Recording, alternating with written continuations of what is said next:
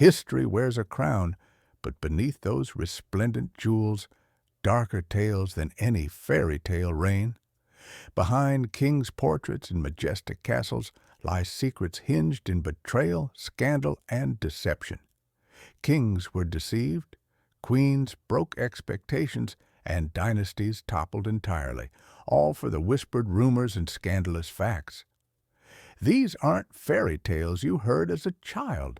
These are actual stories of royal weddings left cold, thrones nearly stolen, and heirs who might have been born from the wrong man altogether. So buckle in, because we're pulling back the velvet curtains, from the shadowed corridors of Spanish castles to the candlelit opera boxes of Sweden and the blood-soaked streets of revolutionary France, to reveal some of the most jaw-dropping royal scandals you've likely never heard of, but will definitely never forget. Let's travel to 15th century Castile, where a towering blonde-haired, blue-eyed king earned an unfortunate and unforgettable nickname, Enrique the Impotent. King Enrique IV of Castile did not have one, but two wives, and neither produced for him a child for an unsettlingly lengthy period. His first queen, Blanca of Navarre, was left unsoiled for more than 10 years. Anxious to demonstrate consummation, the court posted scribes outside the royal bedroom. Their quills were never active. Accusing witchcraft of his plight, Enrique revoked the marriage. But it was his second wife, the lovely Juana of Portugal, who would bring the monarchy to its knees.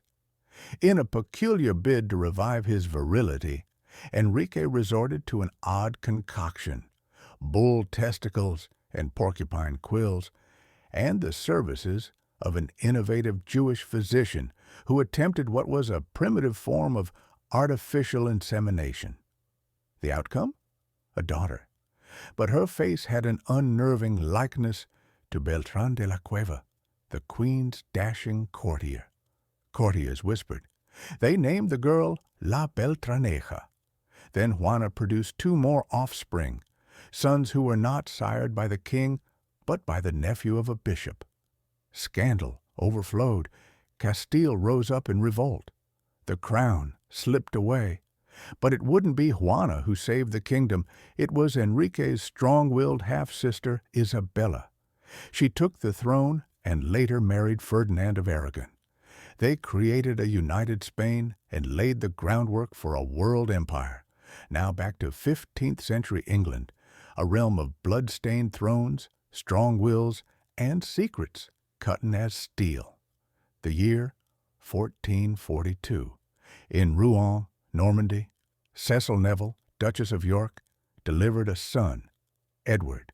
He would become King Edward IV, the one who set off the Yorkist dynasty. But a lasting question has tormented his legacy for centuries. Was he really of royal lineage? Cecily, to courtiers' proud sis, was a woman who dominated.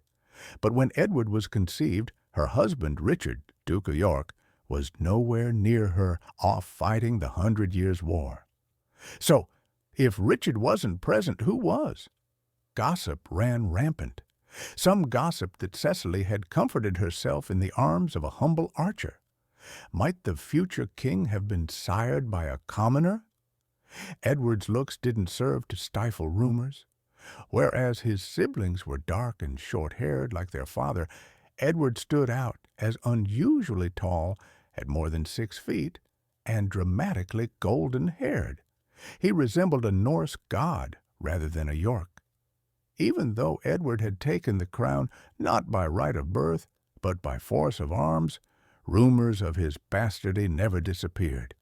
Even his own brother George, Duke of Clarence, revolted against him, openly calling Edward a bastard in a move to usurp the throne.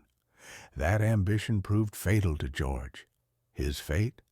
Drowned in a barrel of Malmsey wine, a Shakespearean ending for a drama-bound man. But Edward's legacy went even darker still after his passing. His young sons, Edward V and Richard of Shrewsbury, disappeared under the care of their uncle, Richard, Duke of Gloucester. Richard did not wait long. He declared the boys illegitimate and took the throne for himself, naming himself Richard III. This ruthless coup stunned the country and opened a door for another new rival. Enter Henry Tudor. With a questionably legitimate claim, but a keen-edged sword, he bested Richard III at the Battle of Bosworth. He married Edward IV's daughter, Elizabeth of York, mending the warring houses and establishing the Tudor dynasty. Scandal is familiar with royalty, and behind each bejeweled crown lies a story of ambition, betrayal, and secrets deep in the past. These buried stories remind us that power has a price tag, and sometimes the most epic dramas aren't on Netflix or in books, but in the gene pool of kings and queens. Stick around, because next we're diving into even more royal betrayals, forbidden romances, and shocking betrayals that history tried to hide. But here's the kicker. If Edward IV really had no royal blood, then what does that make of the whole line that descended from him? The Tudors, the Stuarts, even the Windsors, the same dynasty that gave us Henry VIII, Elizabeth I, and all monarchs down to Charles III, could all be children of a royal myth, a fiction expertly spun, perhaps, by history's best spin doctors. Now let's put England out of our minds and float north to 18th century Sweden, a country where royal scandal assumed a decidedly colder and strangely literal complexion. Crown Prince Gustav III was no run-of-the-mill monarch. He possessed a dramatic flair, a passion for the theater, and an appreciation for sophisticated elegance. His wife, Sophia Magdalena of Denmark, was the antithesis, reserved, profoundly devout, and brought up under a strict Lutheran regimen. She contributed little warmth to their marriage. Their marriage was more ritual than romance from the beginning. After 3 long years of childlessness, whispers started. The royal wedlock, it was rumored, had never even been consummated. Sophia was still a virgin, and Europe noticed. One Danish courtier sarcastically said that she was as contented as any woman could be after 3 years of marriage, without ever having shared a bed. As there was gossiping, so there was speculating about Gustav's personal inclinations. Many assumed he preferred the company of males to his queen. But with revolution hanging over the land and the monarchy in crisis, one thing loomed large. Sweden needed an heir. Desperate times called for unorthodox methods. Gustav relied on his closest friend, Count Adolf Frederick Munk, not only for counsel, but for direct assistance. By divergent accounts, Munk either advised the royal couple from behind a screen or stepped in more actively to complete the deed. 9 months afterward, a child was born. Prince Gustav Adolf had arrived, and the country collectively sighed in relief. But court insiders couldn't help but observe how much the infant looked like Count Munk. The Count was presented with a diamond ring by the Queen and rapidly promoted by the King. Coincidence? Or royal thankfulness? Years later, that same child, now King Gustav IV Adolf, would guide Sweden towards calamity. In a disastrous war with Russia, he lost Finland, and outrage among the citizens boiled over. The royal family, once considered divine and beyond reproach, was brushed aside. The Swedes were finished with dubious bloodlines. In a turn of history, they hired a total stranger, Jean-Baptiste Bernadotte, one of Napoleon's closest generals. He was made Charles XIV John, the founder of a brand new dynasty. And his heirs? They remain on Sweden's throne to this day, not born of old Norse blood, but of a revolutionary French soldier. And then we go to France, a country of revolutions and rebirth, where one name continues to dominate the rest: Napoleon. In his attempt to leave a legacy, Napoleon Bonaparte brokered a strategic union between his stepdaughter, Hortense de Beauharnais, and his inelegant younger brother Louis. The idea? Produce a new generation of Bonaparte, heirs cut in the emperor's likeness. But Hortense had other ideas. Although she served her public role as a wife, her affections belonged elsewhere, to the dashing and charming Charles de Flahault. The two shared a fiery affair that raised more than eyebrows. Rumor was spread that her children, particularly the charming Louis Napoleon, might not have been fathered by her husband at all.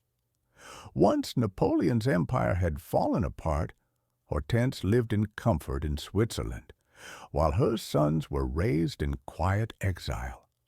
It looked like the line of Bonaparte was extinct. But then, in 1848, political turmoil broke out again in France. Citizens, yearning for a symbol of power, voted for an old familiar name: Napoleon. Louis Napoleon, son of Hortense, was made president. But he didn't get content with that. He scrapped the Constitution, seized power by coup, and made himself Emperor Napoleon III. His own reign ambitious and modernizing, but ultimately unsuccessful. Beaten by Prussia, taken prisoner in battle, and exiled again, his downfall was the last to seal the fate of France's imperial aspirations. And what about his lineage?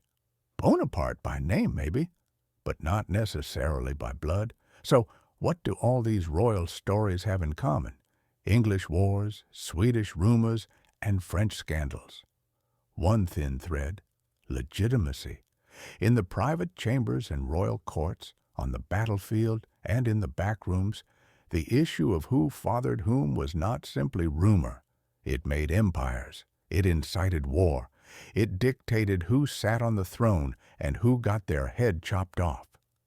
Edward IV was perhaps the offspring of a soldier. Gustav IV Adolf perhaps owed his throne to the close help of a courtier. And Napoleon III? He might have borne the name of an emperor, but not the blood. Royalty, as history teaches us, isn't always born. It's sometimes created. Napoleon III could very well have been the result of a clandestine love affair, a child conceived in passion, not politics. But here is the truth that no royal household ever speaks out loud. Occasionally, the crown doesn't automatically go to the rightful heir. It goes to the one who appears fit for the throne, the one with drive, the correct friends, or merely the best tale.